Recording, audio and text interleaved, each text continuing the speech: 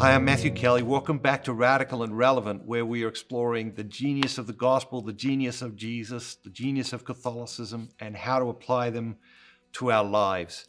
Today's reading is from the Gospel of Matthew, chapter 6, verses 1 through 6, and verses 16 through 18.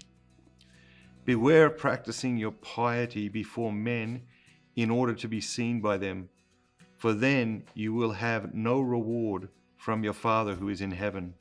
Thus, when you give alms, sound no trumpet before you, as the hypocrites do, in the synagogues and in the streets, that they may be praised by men. Truly I say to you, they have had their reward. But when you give alms, do not let your left hand know what your right hand is doing, so that your alms may be in secret, and your Father who sees in secret will reward you. And when you pray, you must not be like the hypocrites, for they love to stand and pray in the synagogues and in the street corners, that they may be seen by men. Truly I say to you, they have had their reward.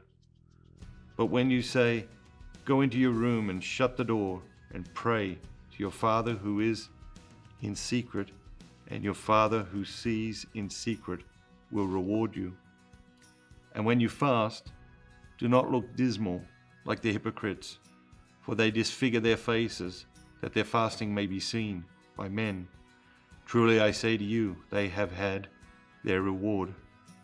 But when you fast, anoint your head and wash your face, that your fasting may not be seen by men, but by your Father who is in secret, and your Father who sees in secret will reward you. What jumps out at you today? Is there a word? Is there a phrase? Is there an idea? I think the idea that jumps out at me is, who are we living our lives for? Who is the audience? And I think sometimes there's many different audiences in our lives. Maybe sometimes we're living our lives for an audience of our parents or our friends, or social media, or our siblings.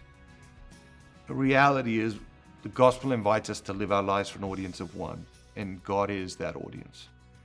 Are you living your life for an audience of one, or are you living your life for an audience of many? And if you started to live your life for an audience of one, how would you live your life differently? And how would that simplify your life? And what kind of clarity would come from that simplicity? And how would that allow you to move through life a little bit more peacefully? God bless you. Have an amazing day. Don't just be yourself. Be the very best version of yourself. And remember, be bold, be Catholic.